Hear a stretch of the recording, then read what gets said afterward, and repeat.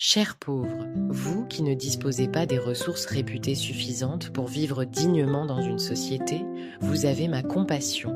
Ayant une insuffisance de ressources matérielles affectant la nourriture, l'accès à l'eau potable, les vêtements, le logement ou les conditions de vie en général, ou de ressources intangibles telles que l'accès à l'éducation, au développement personnel ou encore à l'exercice d'une activité valorisante, nul d'entre vous ne devrait vivre dans ces conditions car la pauvreté limite l'accès à vos droits fondamentaux.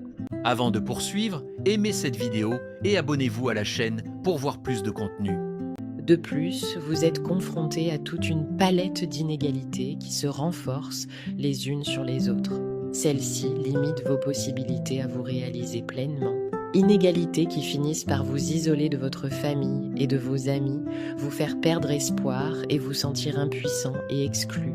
Inégalités qui vous font vivre dans un quartier dangereux où la criminalité et la violence sont élevées et où les conditions environnementales sont mauvaises. Inégalités qui finissent par vous faire exploiter ou vous mettre dans des situations illégales, vous faire être victime de discrimination, faire en sorte que vous soyez dans l'impossibilité de vous acheter des médicaments pour vous faire soigner et autres contraintes encore. Nous vivons au milieu d'une mer de pauvreté. Néanmoins, on peut réduire cette mer. Notre travail n'est qu'une goutte dans un seau, mais cette goutte est nécessaire.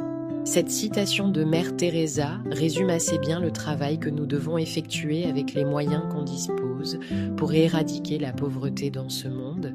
Chaque individu a sa part de responsabilité et c'est en se battant tous ensemble, malgré nos différences, qu'on arrivera à éliminer ce fléau. Bien à vous.